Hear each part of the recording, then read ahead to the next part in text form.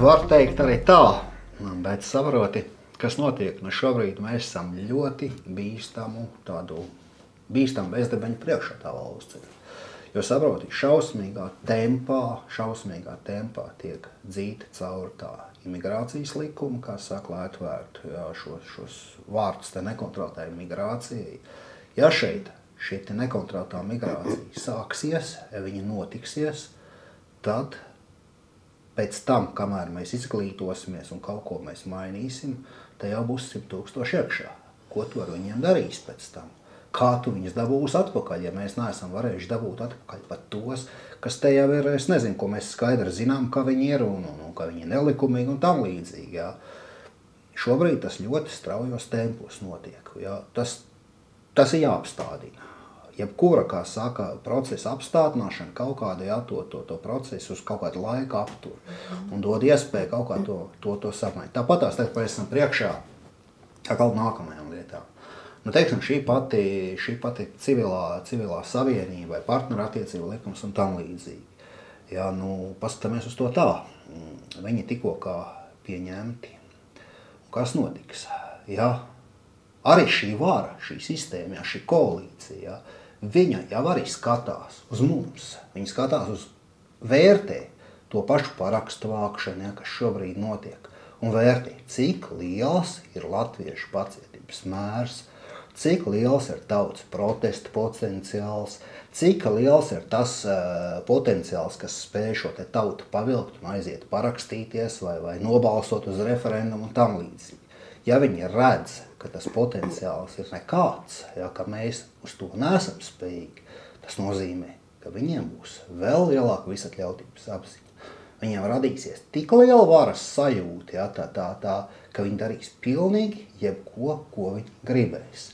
Ja viņi pieņem šobrīd šo te partnerattiecību likumu ar nodevēju zaļo zemnieku, kā saka, nopirktajām balsīm, tad es domāju, ka ja viņi nedabūs pretsparu šitam te visam tieši spēcīga pretsvara, kas varētu parādīties referendumā vai savāktajos parakstos, tad viņi pilnīgi mierīgi norūlēs to pašu partnerattiecību likumu, pārveidos par laulībām, un laulībām, homoseksuālajām laulībām tālāk jau būs bērnu adopcijas un vārdu sakot vispārējais.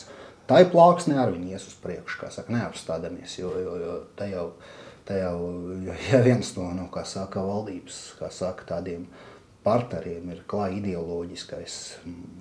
ideoloģiskie jaunās paudzes marksisti progresīvie, kuriem tas ir jau tāds, jau pilnīgi svēta pārliecība, ka viss tas, kas mums ir svēts, ka tas viss ir jādekonstruē un jānojauc, tad es domāju, ka viņi ar to darīs, ja viņas neapstādās.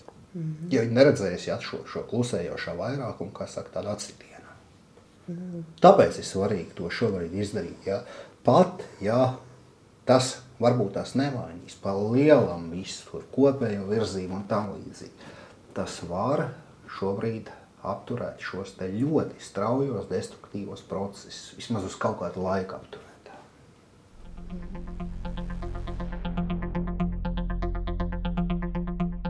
Jā, tas zaļie zemnieki ir tāds interesants fenomens, pa kuru balso, kā saka, pensijas un pirmspensijas cilvēki, pārsvarā laukos, kolhozu ciematos bijušajos. Tie cilvēki, protams, nav īpaši pārsvarā nacionāli, bet viņi ir savus paudzes attiecīgas produkcijā, viņiem katrā ziņā arī nekāda liberāļa, viņi nav nekāda praidotāja, viņi noteikti nav un nekāda. Un tāpēc zemnieku, attiecīgi zaļie zemnieki vienmēr ir pozicionējušies tomēr kā konservatīvi. Es atceros, cik es pats biju, tomēr esmu kaut kādā veidā saistīts arī ar asociāciju ģimeni un visu tām organizācijām. Es labi zinu, kas tur notiek, es labi zinu, kā Zaļo zemnieku savienība attiecīgi strādāja ar šiem te, kā saka, ģimenisko vērtību lobbyiem, kā viņi līd iekšā, kā viņi meklē kontakts, kā viņi pozicionējas kā konservatīvi, tradicionālā laulība, tradicionālā ģimene aizstāvošs spēks un kā viņi mānīja un šos te cilvēkus. Viņi atklāti pozicionējās kā konservatīvs, proģimenisks spēks. Un tagad pilnīgi redzami Viņi ir uzmetuši to savu vēlētāju konservatīvo, pilnīgi redzami.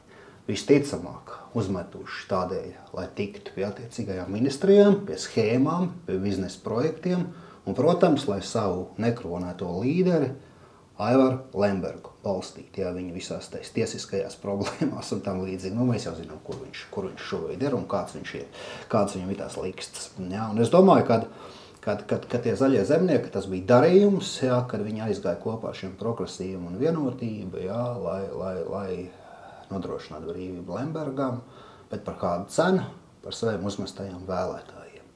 Un viņus ir jāsoda.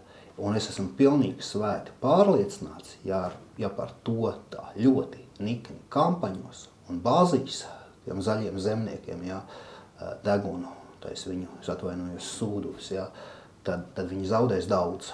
Viņi zaudēs daudz, un tas ir ļoti svarīgi. Un tā būs vislabākā mācība, ja, par klaju savu vēlētāju interešu nodevību, tiek pelnīts sots saņemts. Tam ir jābūt paraugu demonstrējumam. Un tā ir iespēja ārkārtas vēlēšanās to paraugu demonstrējumu veikt arī.